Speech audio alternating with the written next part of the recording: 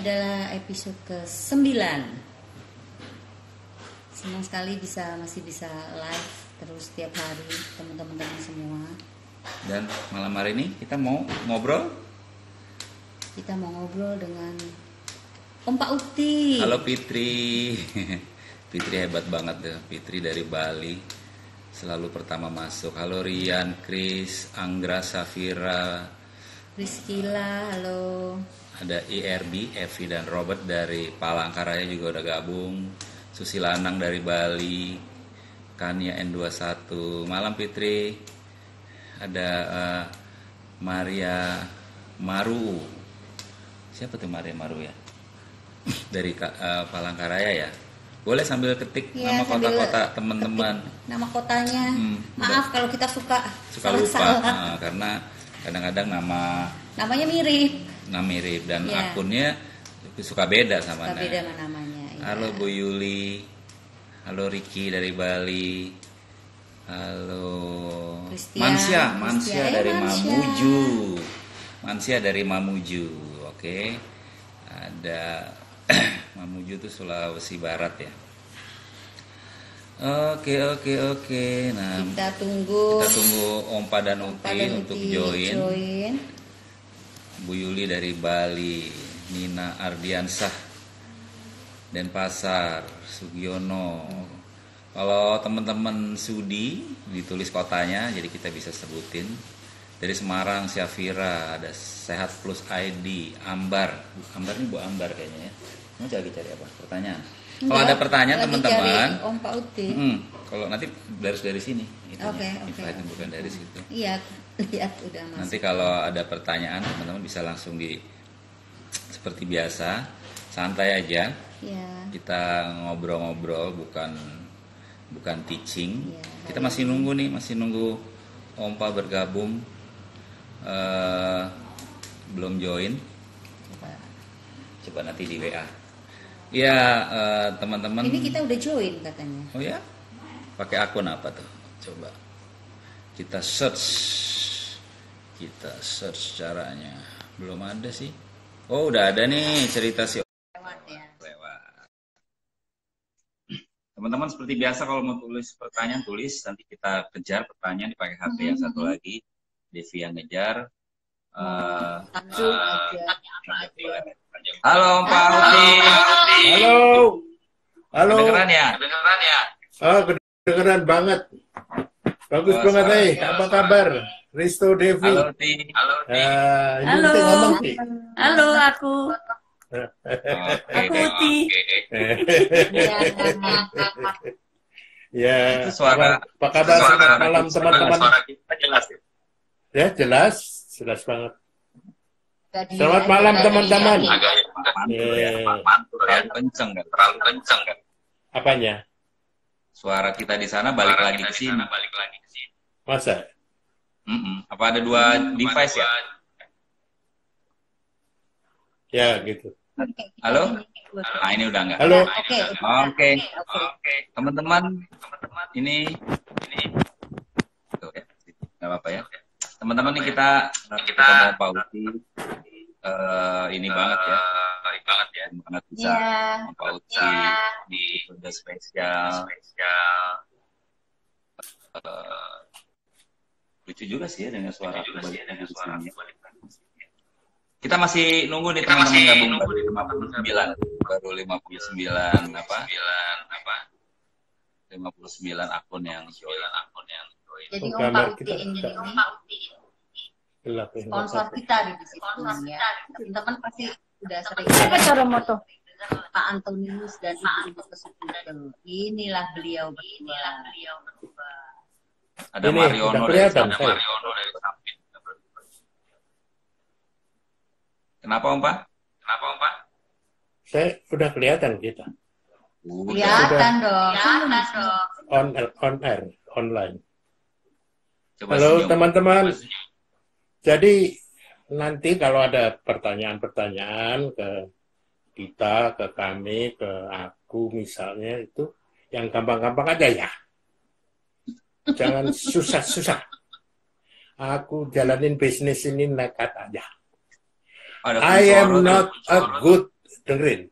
I am not a good teacher, but I am a good storyteller. Oh, gitu. Jadi Betul sekali. denger cerita aja. Pokoknya kalau nanti ada pertanyaan yang nggak bisa jawab dan nggak mau jawab, bilang aja pas. Oke. Aku mau tanya pertanyaan pertama nih. Opa tuh seneng nulis kan? Beberapa Ya, belakangan aja. Saya nulis, bahkan sudah menerbitkan 2 buku. Iya. Terus ada juga blognya, teman-teman nggak sempat baca bukunya, ada di www.ceritasiompa.com. Nah, aku mau tanya Mbak Devi nih, kapan sih Ompa mulai senang nulis tuh kapan? Mulai tahun baru kok 2014 kalau nggak salah.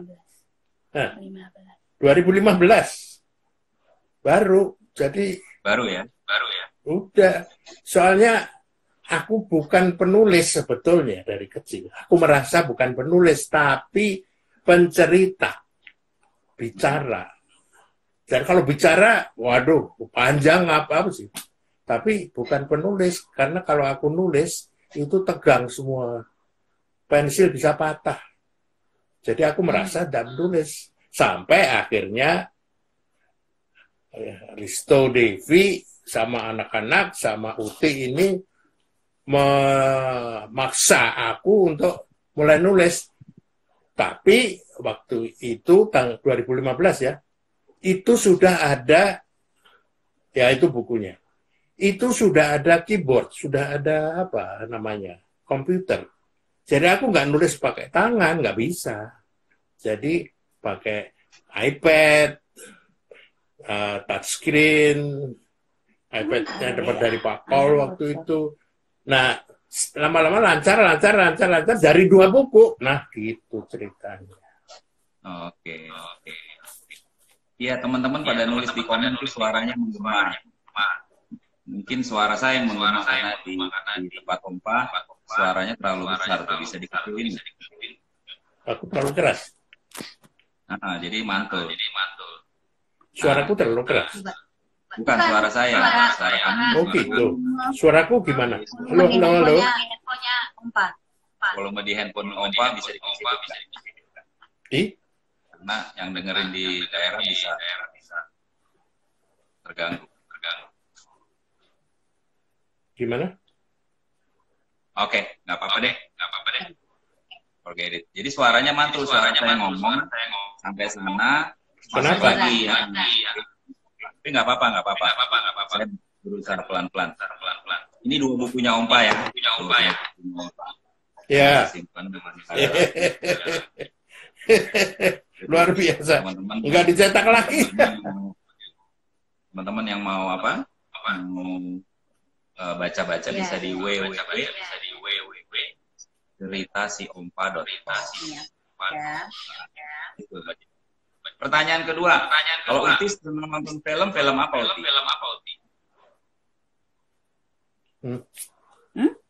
Tuh, pertanyaan buat Uti. Apa? Oh, Ulangi. Uti kalau nonton film, Kalau nonton film. enggak dulu, pacaran, mau Ompa tuh nonton film apa ya, Pak? Loh, ini ditanya Uti. Anne Frank. film Belanda tuh. Yang saya suka Anne Frank. Apa itu namanya? Sejarah, histori, apa? Biografi. Apalagi? Anne Frank.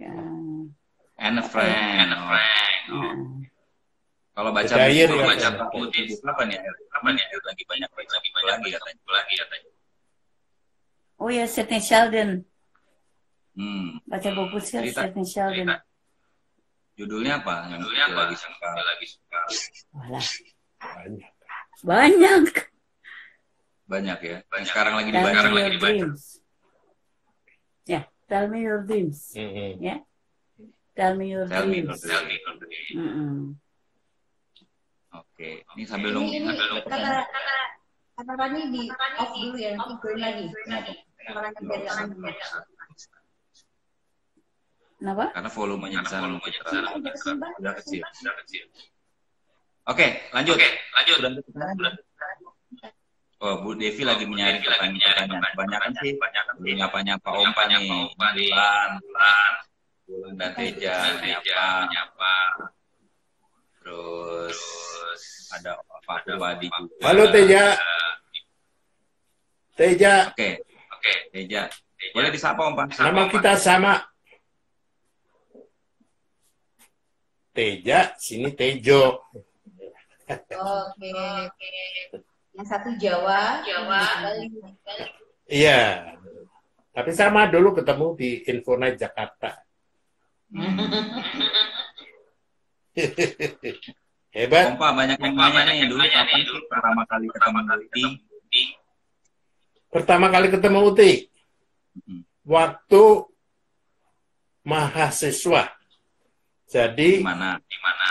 kita Uti di UI, Fakultas Hukum. Nah, saya di swasta lain, ya. Nah, tapi sama-sama organisasi mahasiswa ekstra universiter. Waktu itu Uti aktif banget. Aku juga aktivis. Nah, Uti itu jadi kembangnya organisasi itu. Jadi kayak kembang dikerubuti kumbang-kumbang banyak gitu. Tapi aku tahu kalau Uti naksir duluan ke saya gitu. Bukan. Dia yang naksir aku duluan. Loh, enggak. Iya dah. Oh, enggak lah. Oh, aku punya bukti-bukti untuk cut. Ngomong soal itu, siapa yang duluan naksir itu biasanya setiap ngomong itu kita bertengkar. Iya, jadi udah. Pindah topik aja. Iya. Gitu. Nah, terus Ceritanya lanjut. Oh, cerita lanjut. Ya. Nah, terus kemudian waktu itu ada ini Panitia Natal. panitia. Nah, aku diangkat jadi ketua ceritanya. Langsung aku menunjukkan kekuatanku. Aku bisa mau jadi ketua kalau Ineke jadi sekretarisku. Disetujui sama ini pimpinan-pimpinan semua. Nah, disitulah mulainya. Gitu. Tapi ya langsung mau. Itu mulainya. Utinya langsung mau nggak waktu itu? Tanya itu. Mau. Tuh. Mau. Kenapa kalau langsung mau sama? Kenapa langsung mau? Ayo. Ayo jawab. Nggak tahu ya. Karena suka aja. Keren gitu dong. Oh, keren. Ya dulu Udah deh berapa keren. tahun menikah? Berapa tahun menikah? 53 tahun 7 bulan. 6 bulan. Wah, 3 tahun. Ya. Boleh sebutin nggak nama anak-anak siapa aja? Dan Anak-anak siapa? Pelan-pelannya nggak apa-apa. Anak Yang pertama, yang pertama siapa, Bu? Risto. SR Kristiawan. Nikah sama istrinya Devi. Anaknya Bunga, Intan, dan Bintang. Iya. Yang kedua Tia. Nikah dengan Ronald Tumbelaka. Punya anak 2. Ya. Yang satu Tania, yang kedua Yosua. Yang ketiga, anak ketiga, keempat ini kembar. Nah, yang satu Rian namanya. Ya. Rian menikah sama Berta. Punya anak namanya Vino. Jadi cucuku 6. Nah, Rani yang sekarang ada di sini mengatur sound system segala macam. Dia selalu menolak lamaran-lamaran. Aku tahu itu. Dia tolak ini. Mungkin sudah banyak yang pada patah hati bunuh diri itu. Cowok-cowok. Ya. Oh, dia nggak mau diomongin itu. Jadi gitu ceritanya. Udah. Jadi berapa cucunya tadi? 6 ya? Cucu 6. Oke. Anak 4, cucu 6. Udah semua kan disebut? Udah. Nah, sebelum Pak join MW, pernah kerja di mana aja? Wah, banyak. Yang pertama kali itu sedang PNS, pegawai negeri sipil. 10 tahun saya di situ. Terus kemudian sampai menikah. Menikah saya masih di situ, PNS. Nah, terus kemudian kok, waduh, kurang nih income-nya. Jadi terus ibu ngajarin kita ini deh kerja swasta yang lebih banyak penghasilannya. Akhirnya pindah aku. Kebetulan ada universitas Trisakti waktu itu butuh mau mendirikan perusahaan baru, nah terus kemudian saya ditarik untuk di situ. Tapi masih kurang juga. Lalu Bu Inneke, ya udah saya kerja juga. Dia kerja di perusahaan minyak asing Amerika, namanya Stanford gitu. Jadi kita kerja berdua. Itu kayaknya. Nah, swasta itu macam-macam. Bisnis juga pernah. Apa? Bisnis. Apa? Ya, ada buah bisnis macam-macam. Ada yang ke Bali juga, yaitu bikin santan oil, santan lotion. Saya ke Bali, kadang-kadang sebulan, 2 bulan untuk survei, kemudian menjual gitu. Tapi partner bisnis saya biasalah kalau bisnis partneran gitu, ya udah. Terus bisnis ini lagi apa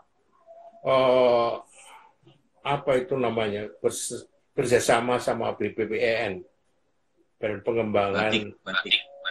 Ya ada batik, handicraft segala gitu. Wah, udah mau sama juga masalahnya gitu.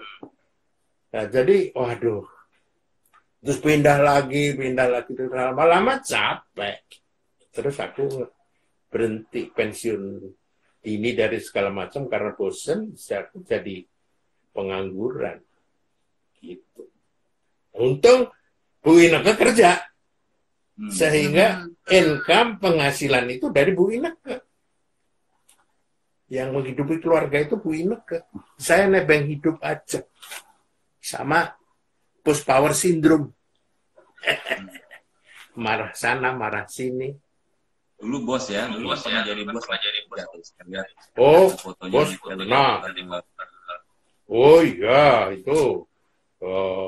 Aku kebanyakan kerja lebih senang itu kalau di lapangan, di field.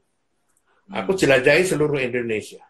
Di mana ada proyek perminyakan dan gas bumi, di situ ada Sutejo.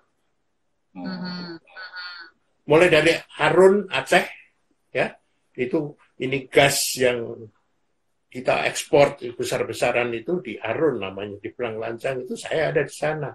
Kemudian ada proyek gas juga di Prabu Mulih, Sumatera Selatan, untuk mensuplai gas ke Pusri 2, pupuk Pusri 2. Saya ada di sana, malah di situ saya paling lama setahun. Tapi setelah itu ya pindah lagi seluruhnya lah. Balikpapan itu langganan saya itu. Refinery Balikpapan itu saya keluar masuk di situ. Bahkan sampai ke Bontang, Tanjung Santan, Bunyu, saya di sana. Jadi jajak tapi bosen. Thank you, Pak. Ada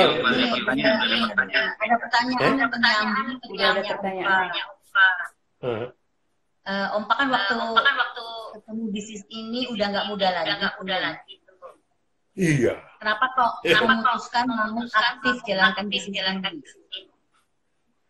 Itu gara-gara yang bikin saya aktif itu gara-garanya yang di sebelah saya ini. Sini Bu, mukanya nggak kelihatan. Ini orangnya ini. Jadi ada sahabatnya dari Australia ambil cuti sebulan ke Indonesia, terus Bu Ineke yang mengkoordinasi presentasi kemana gitu. Nah dia ngajak saya, Pak Prayogo ngundang nih, mau kasih bisnis.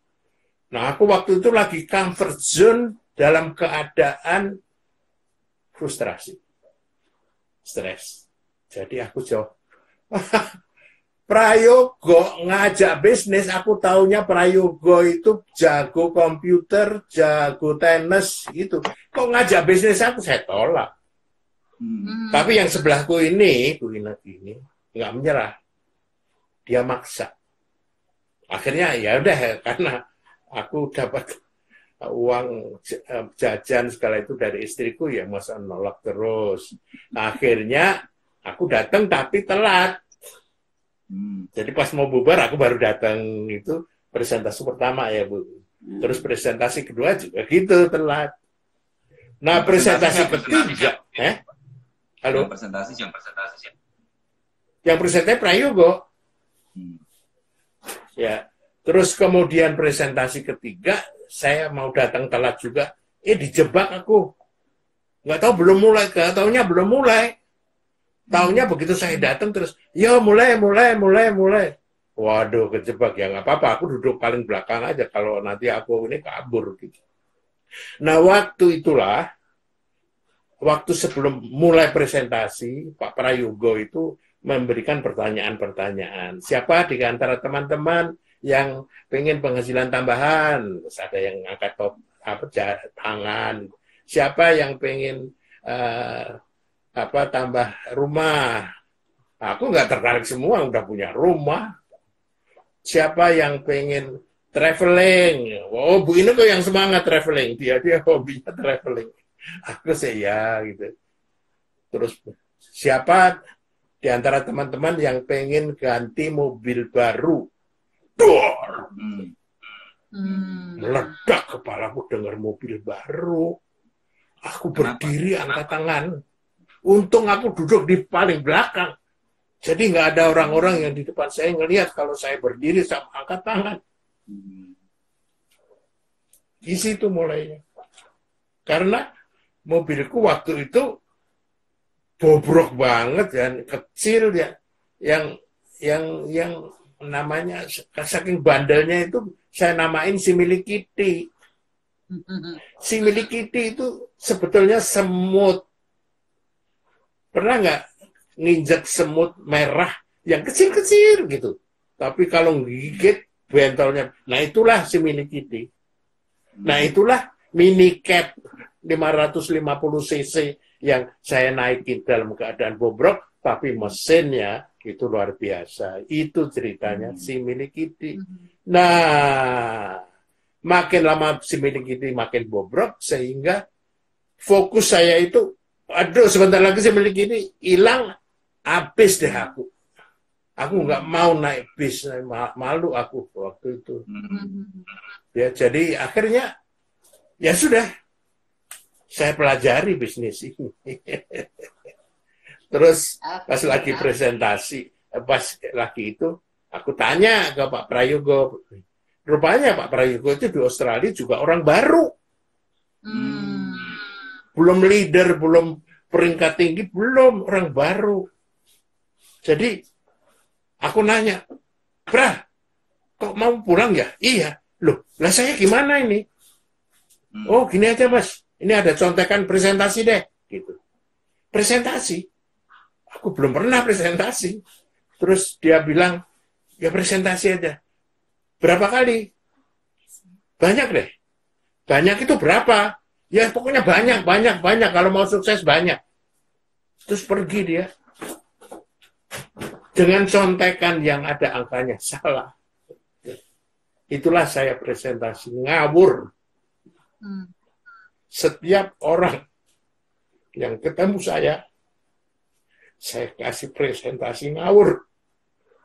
Sehari bisa 3, 4, 5 kali. Kenapa? Si milikidi harus ganti. Itu.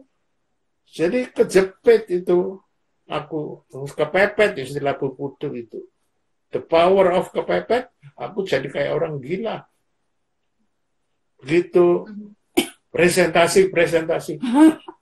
Pada join semua nggak waktu itu? Gampang join. Apa? Gampang join lah mereka. Oh, 99% menolak.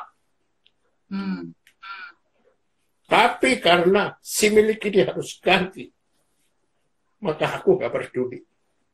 Karena seperti Pak Herman kemarin juga ngomong hukum Pareto kan. Pareto itu ada hukumnya kayak hukum gravitasi. Jadi aku lakukan itu dengan hukum Pareto. Nggak mungkin semua orang menolak itu. Nggak mungkin semua orang menolak. Pasti ada 1-2 yang join. Tapi kalau presentasiku cuma sedikit, mungkin nggak ada yang join, nggak ada yang tertarik. Tapi supaya yang bergabung itu banyak, ya presentasiku harus banyak. Dan untung aku baca buku Kolonel Sanders dari Kentucky Fried Chicken KFC itu. Kolonel Sanders itu waktu menawarkan ayam gorengnya itu ke restoran-restoran, ditolak 1008 kali, tahu? Tapi dia nggak nyerah. Begitu 1009, yang ke 1009 baru ada restoran yang mau. Dari saat itu meledak. Jadi KFC. Itu pegangan saya gitu. Jadi kalau saya presentasi baru 100, 200, 300 itu, kalau saya bandingkan dengan Kentucky Fried Chicken, Colonel Sanders, dia udah tua juga loh. Waktu itu. Iya kan?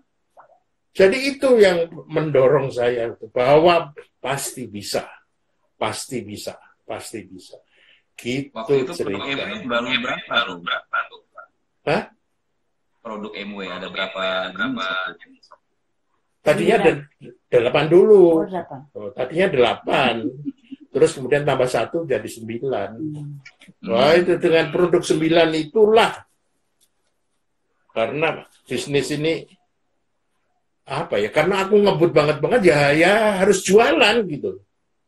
Nah, untuk yang di sebelah saya ini Bu Ineke ini jago beauty clinic. Jadi dia ikut juga gitu. Gitu. Aduh. Nah, nyambung ada pertanyaan untuk Uti. Waktu itu kan Om Pas sampai datang 2 kali presentasi masih negatif. Nah, kenapa Uti tetap ngotot kekeh gitu bahwa ini harus bisa jalan bisnisnya.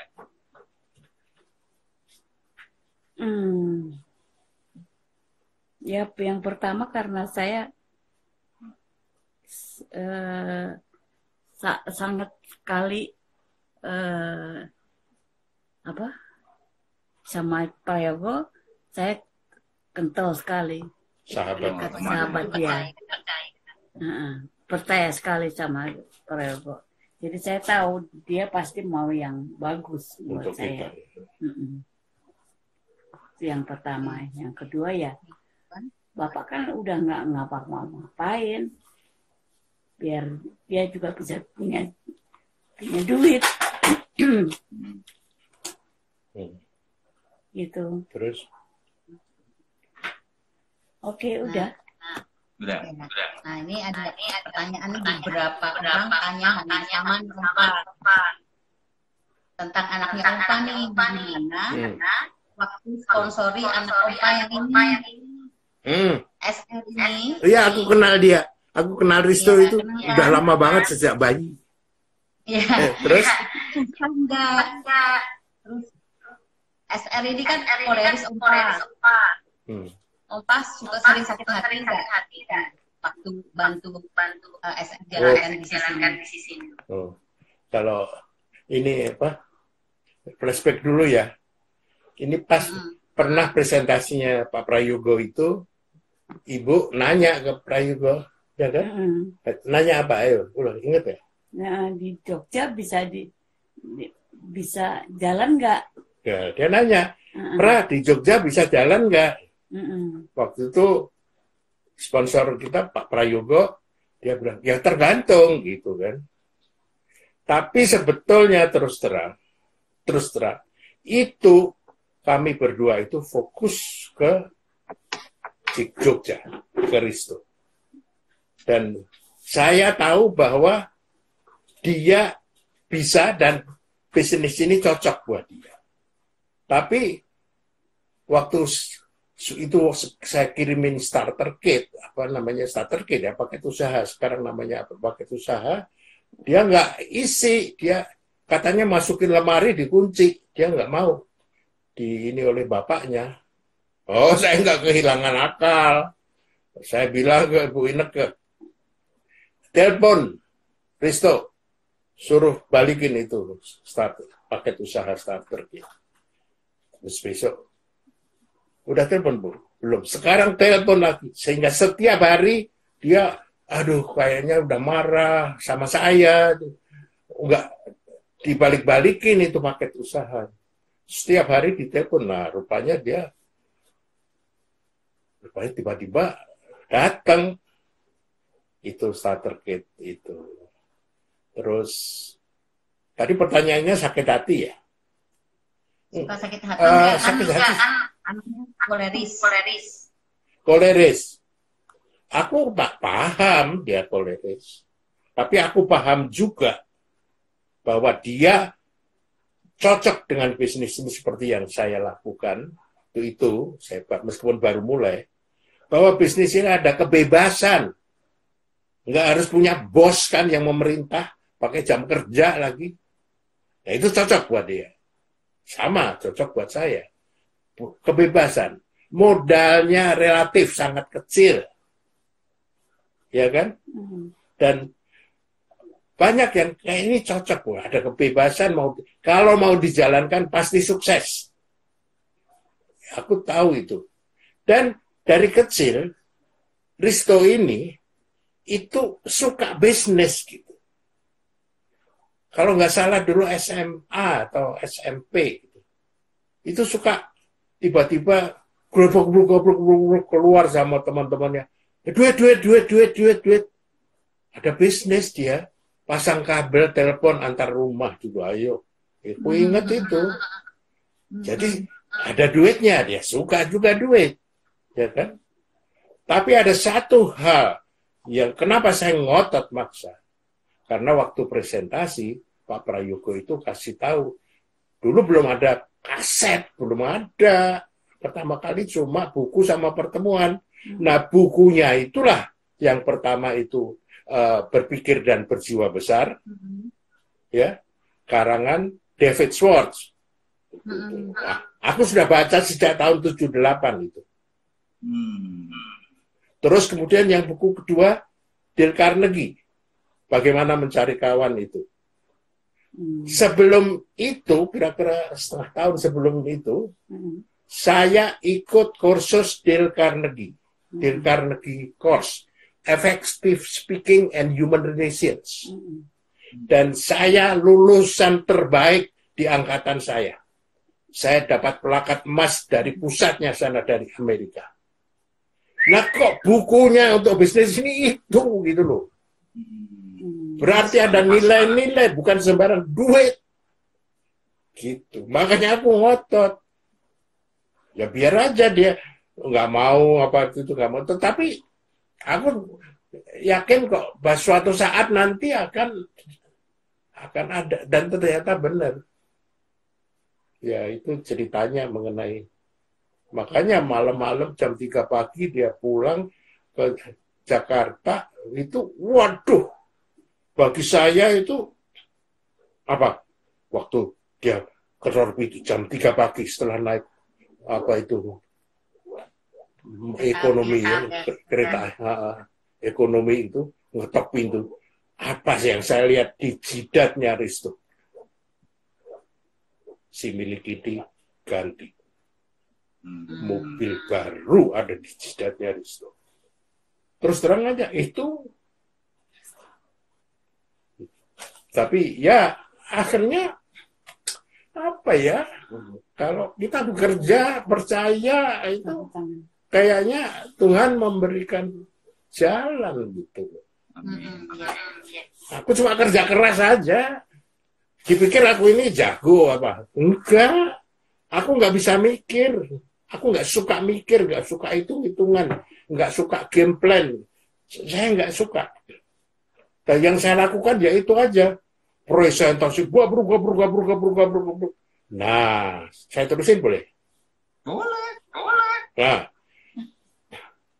rupanya di print out di ini komputer di MW itu kan internasional, itu juga Indonesia, dan tiap leader tiap ini itu dapat print outnya. Rupanya Pak Paul dapat print out. Ini ada orang baru ya, mulai dari nol ya di Indonesia, kok berkembangnya cepat banget. Karena saya kerja gila-gilaan itu. Sampai suatu saat Pak Paul pager ke saya. Itu hal yang paling besar itu dalam hidup saya. Pak Tejo datang saya ke sana. Apa kata Pak Paul? Mulai saat ini Pak Tejo, Bu Ineke konsultasi langsung sama saya. Lega pikiran. Karena saya nggak suka mikir, nggak suka strategi segala macam itu, nggak ngerti aku dan nggak suka. Nah sekarang Pak Paul yang ngambil oper itu strategi itu. Terima kasih. Aku dikasih tisu sama anak. Ya, jadi itu lega banget. Dan waktu itu itulah awalnya sebetulnya saya menjalankan bisnis ini dengan cara yang benar. Saya tahu apa itu vital sign. Nah, begitu Pak Paul menyuruh saya konsultasi langsung sama beliau, maka yang ada dalam hati saya itu hanya bersyukur. Tetapi saya harus pertahankan. Paul dan Linda nggak boleh lepas dari saya. Apa yang saya lakukan? Saya harus bikin Pak Paul happy dengan saya. Karena sudah memberi jalan kan ke saya. Jadi setiap konsultasi itu Pak Paul, aku biasa kan konsultasi kan kasih gambar kan, gambar struktur kita ini apa gitu. Pak Paul pelajari gitu. Terus kemudian Pak Tejo coba presentasi di titik ini ya satu kali. Terus di sana ini satu kali, di sini satu kali. Oh iya Pak, itu untuk bulan ini ya. Iya, udah pulang. Bukan satu kali. Saya presentasi 3 kali, 4 kali. Begitu bulan berikutnya, saya kasih, Pak Paul senyum-senyum. Dia nggak mahal pujian memuji. Oh, bagus Pak Tejo atau enggak. Cuma senyum sambil senyum kecil gitu sambil ngangguk-ngangguk. Nah, lega saya. Saya pikir happy dia. Jadi saya ke apa namanya istilah, ke mentor, itu bukan ngasih apa gula kopi, bawa apa kalau konsultasi, enggak. Yang saya bawa adalah hasil kerja saya. Itu yang bikin dia happy itu. Jadi kerja keras itu yang diharapkan oleh mentor, oleh upline. Dan upline atau mentor akan fokus kepada orang yang kerja keras. Aku tahu itu. Itu. Aku nggak mau lepas dari Pak Paul. Gitu. Mau terus. Minum dulu.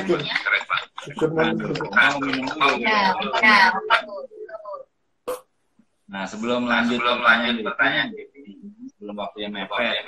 Aku tahu Kompa sama Budi mau nyanyi. Hah? Minta. Nyanyi berdua lagu legend ya. Kompa mau. Oh iya. Ini. Gedein ya. Ini. Ya. Cerita dulu sedikit boleh. Oh boleh. Jadi waktu pengantin baru dulu, ya, pengantin baru ini kita ke kafe. Kedua, nah pas salah satu ini kafe ada band, ya, terus pimpinan band atau apa, terus penyanyinya siapa? Ireng Maulana. Waktu itu Ireng Maulana nyanyi satu lagu yang kita bengong. Dan lagu itulah sejak itu jadi lagu kenangan, lagu cinta kami berdua. Yang tiap kali kita nyanyikan. Sampai sekarang saya kira Ibu masih apa? Ya? Dengerin ya? Ibu deket sini sedikit. Pada hari Minggu ku turut ayah ke kota, naik delman istimewa, ku duduk jauh di muka, ku duduk samping Pak Kusir yang sedang bekerja, mengendarai kuda agar baik jalannya. Aduk tidak, duk tidak hidup. Aduk tidak, suara sepatu kuda. Itu. Ya, saya dengar ada tepuk tangan semua. Terima kasih pada tepuk tangan semua. Semua lagi pasti tepuk tangan, pasti mereka. Itu lagu legendnya Ompa kita ngumpul cucu-cucu dari kecil mintanya lagu. Apa? Ada pertanyaan lagi nih Ompa. Kan tadi untuk mengawalinya Ompa kan impiannya sih bikin mobil. Iya. Kalau untuk jadi diamond, impian Ompa apa? Impian besarnya apa? Jadi diamond. Wah. Iya. Itu juga ini itu. Jadi ada saat-saat setiap saya punya goal besar, pertama kali ganti Simili Gede kan, akhirnya 6 bulan ganti. Pak Paul Bulinda yang suruh ganti mulai dari sekarang waktu silver producer karena strukturnya sudah bagus dan Pak Paul Bulinda tahu setelah ngitung itu kita tungguin dia ngitung apa ini itu nggak bakal turun penghasilannya akan stabil jadi sudah bisa ganti mobil itu pertama. Yang kedua setelah ganti mobil biasanya setelah impian tercapai terus turun kan. Ada ganti mobil. Untung ada yang maksa juga. Yaitu si kembar, Rian sama Rani ini, pas berapa bulan lagi harus kuliah bareng dua-duanya. Dan aku mengatakan pada diriku sendiri, bukan orang lain yang biayai, yang bayar. Tetapi saya yang mau bayar kuliah si kembar kemanapun atas usaha saya. Pas platinum, mereka kuliah. Yang satu di Depok, satu di Bandung. Saya antar ke Bandung. Waktu itu Rani yang di Bandung. Di Parahyangan ya. Terus Rani nganggep remeh. Dia cari kos Pak. Belusuk ke kampung-kampung. Apaan ini? Enggak. Sana. Saya bawa ke gerbang kampus. Di Cimbuluit situ. Terus ada nggak di depan sini kos yang tinggal lu nyebrang sini? Dia bilang, iya Pak, tapi mahal sekali. Nggak peduli. Akhirnya kos di situ sehingga kalau kuliah tinggal nyebrang. Itu. Terus tadi pertanyaan Diamond ya. Diamond lain lagi. Iya, yang kedua belum. Yang kedua yang ini kuliah. Iya, di Depok. Oh, di Depok. Dia mau ambil komputer. Iya, boleh ambil. Jadi itu kepuasan tersendiri, Riz. Kepuasan yang bagi saya, mungkin ibu juga ya. Tapi apa? Dari keadaan terpuruk, cuma nebeng sama istri, penghasilan istri. Tapi bisa membiayai sendiri hasil kerja. Saya meskipun kerjanya berdua, tetapi saya mikirin ego saya, ngerti nggak? Itu. Akhirnya bisa kuliah. Mereka sampai lulus semua, selesai. Gitu. Udah, pertanyaan ketiga. Diamond. Goal tadi. Pertanyaannya untuk jadi diamond. Lo jadi diamond tuh Kuliah itu. goalnya. Diamond. Kan dari nol Nol si ya. milikiti. Iya. Dari dikit-dikit. Dapat si milikiti. Pengen Sampai diamond. diamond tuh apa? Dari Emerald itu aku mandek. Aku mandek berapa tahun itu? 7 tahun kalau nggak salah. Sudah comfort zone. Diamond gede. Udah bisa jalan-jalan kemana-mana. Kok Diamond? Emerald. Iya, udah jalan-jalan keliling dunia kemana-mana. Uang bagi saya cukup. Karena bukan uang sebetulnya, Budi. Uang cukup. Kalau uang kita habisin aja buat jalan-jalan. Nah, pada suatu saat, di sebuah hotel presidential suite, itu ada Jim Dornan di situ. Kita waktu itu rame-rame ketemu ke kamarnya Jim Dornan. Jim Dornan mendekati saya, manggil, Sutejo, change your pen. Ganti penmu itu. Pen Emerald itu. Meskipun masih nempel bangga gitu. Dia cuma ngomong gitu aja. Oh, oke Jim, next year. Terus, how Jim? Terus aku ambil catatan gitu. Gimana kiat-kiatnya, langkah-langkahnya. Tahu apa yang dilakukan Jim Dornan. Dia melengos. Dia nggak mau ngomong lagi sama saya. Sakit hatiku. Habis itu, keluar dari situ, pusing. Karena aku sudah terlanjur janji tahun depan, itu diamond. Padahal Emerald juga beberapa ini masih berantakan sebetulnya. Mana mungkin gitu, dan pusing aku. Lalu di kamar, saya bilang ke Bu Ineke, Bu, tolong SMS dulu, SMS mau dong. Tahun depan kita mau jadi diamond. Bu Ineke bilang, SMS sendiri, suruh-suruh.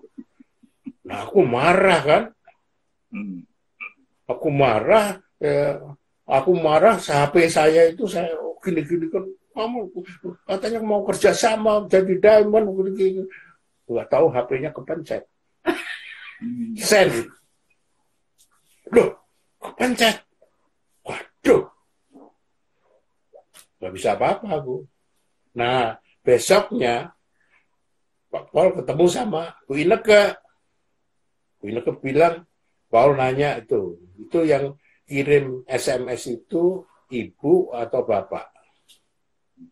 Terus Bu Ineke bilang, bapak Paul. Terus Paul bilang, jadi Bu. Ngerti? Bakal jadi diamond.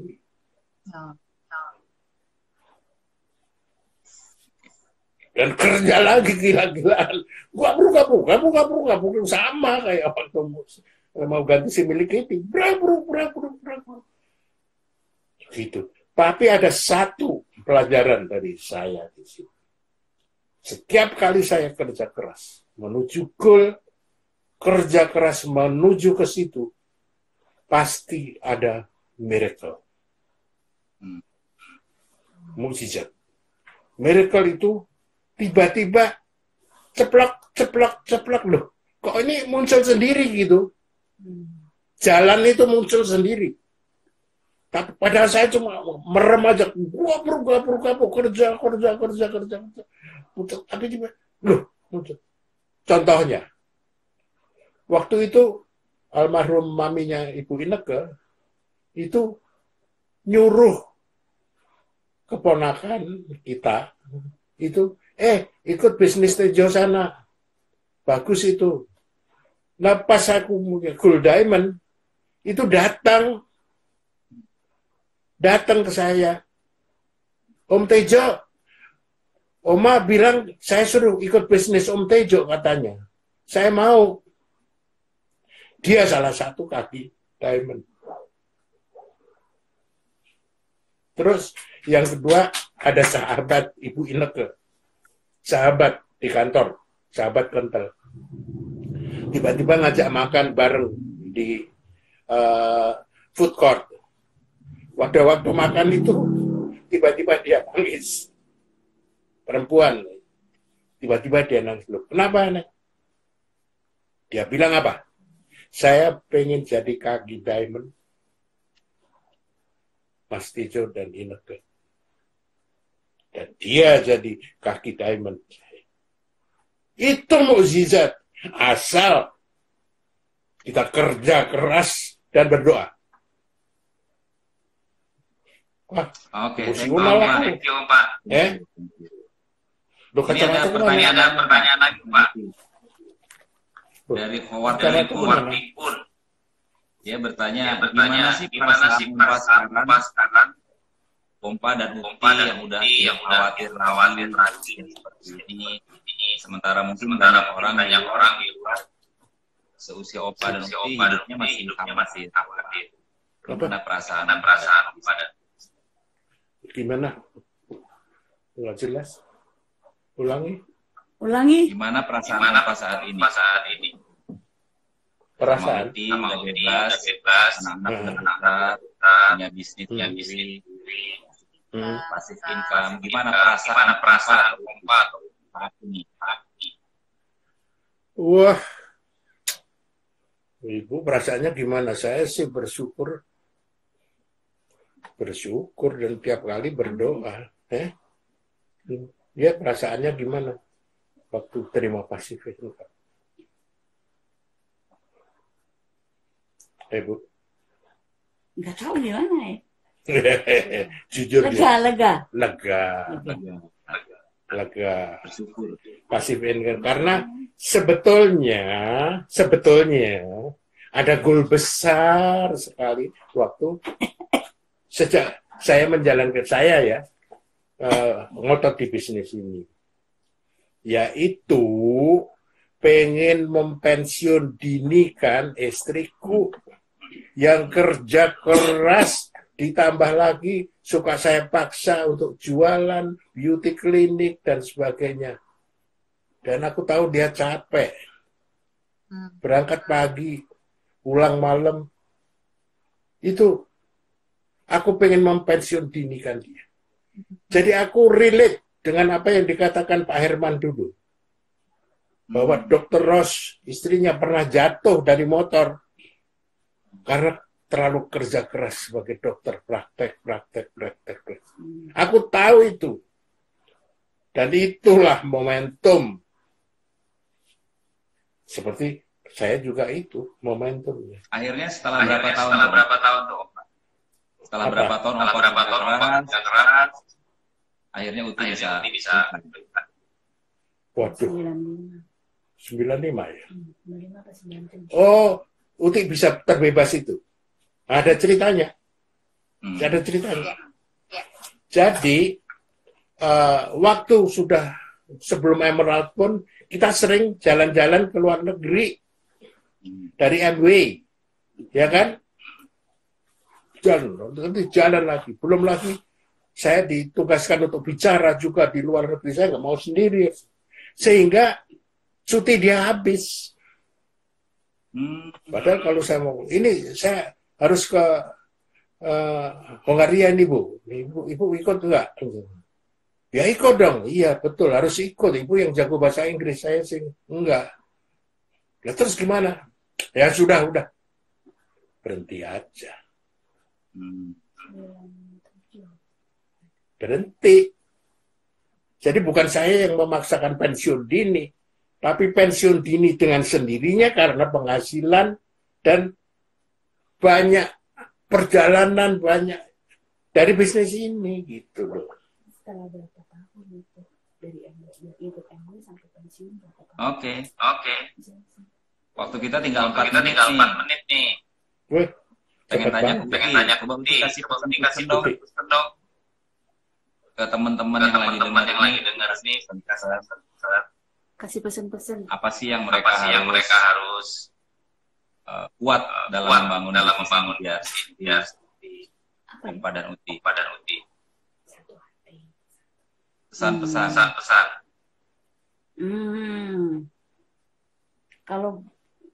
Kalau berdua suami istri ya mesti satu hati.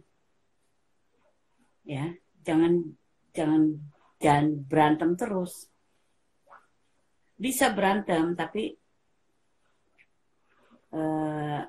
bisa ngomongin kok. Itu aja. Apalagi ya? Kompa boleh? Ya, boleh itu. pesan-pesan. Pesan-pesan ya. Kalau tidak kepepet, belum kepepet, masih cukuplah dengan penghasilan kerja, merasa comfort zone, bikinlah kepepet. Cari impian apa yang sampai Anda merasa kepepet.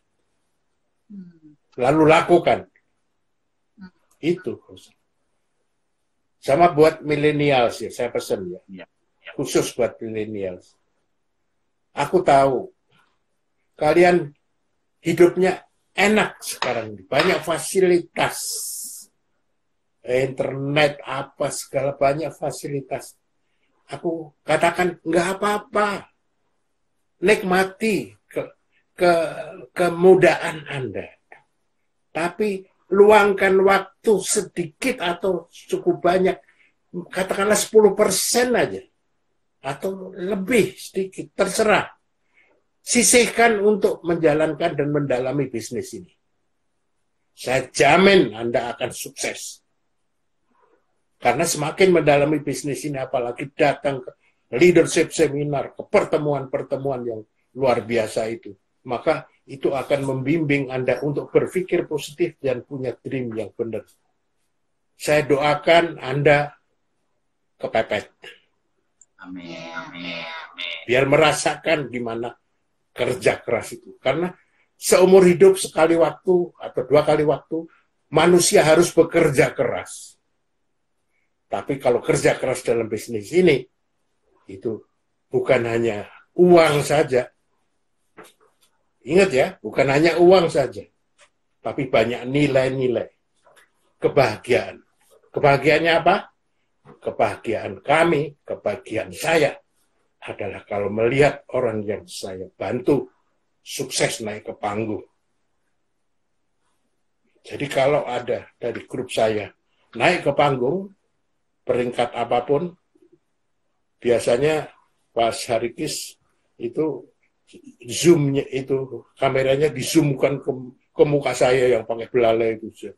Dan kelihatan bahwa saya nangis. Oke. Terima kasih banyak Kompa. Iya. Terima kasih Uti, luar biasa. Mungkin suatu hari kita harus pulang lagi. Boleh lihat wajahnya. Nggak mau dia malu. Kasih lihat sedikit aja. Tolong dikit, 28 detik. Airan. Mana Febru? Ompa mau nyanyi. Mau nggak? Ompa mau nyanyi lagi penutup. Lagu apa? Udah tinggal 17 detik. 17 detik, ayo. 12 detik. Malu dia. Udah, kasih. Dadah. Oke deh. Dah. Ya, sukses ya.